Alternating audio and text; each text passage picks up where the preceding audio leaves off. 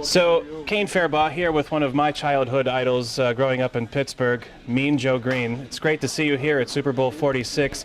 I understand, and for those of us who might not remember, this was a famous Coke commercial, one of the most famous commercials ever made. Iconic commercial from the 1980s. You are redoing that commercial, yes, right? Yes, we are, with Procter & Gamble's Downy Unstoppables. That's why I'm here, and the spot will be aired this Sunday in the Super Bowl between 5:30 and 6 o'clock. Was it a trip down memory lane for you, getting back together and doing this? Absolutely it was. We tried to recreate the commercial as it was then, and walking through the tunnel with the lighting and how they had it kind of cloudy and dim. It was kind of surreal going back in time, and that's really what it was about for me, because clearly I was too old to be wearing a football uniform. You know, that commercial is also sort of iconic in Pittsburgh. Can you kind of tell me a little bit about your connection with the city still?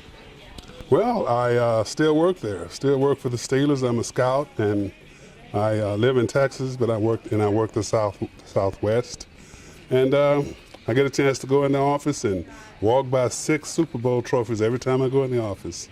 And how many of them belong to you? Well, 4 of them belong to me as a player, 2 as a member of the organization. You know, the Steelers are one of the most storied franchises in the NFL. They have the record for the most Super Bowl wins. Can you just kind of tell me what it is to be a Steeler? Well, you know that in my profession as a football player, I can walk around with pride knowing that I was a member of the Pittsburgh Steelers, and not only winning 4 Super Bowls, but the quality and character that all of us represented ourselves to the public, and the organization, from Art Rooney to Dan Rooney to Art Rooney again. They've all been solid people. My last question for you, I know we got limited time here. I just want to ask you, Pittsburgh fans, they love or hate the Steelers, but there is no middle ground. Can you kind of tell me what the fans are like in Pittsburgh?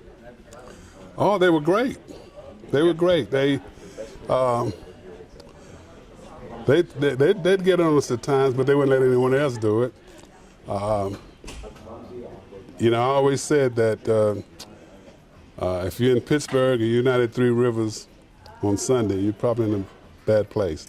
I had to change that, because there were a lot of parties going on at private homes watching the Pittsburgh Steelers, from little kids in diapers to old men and old women.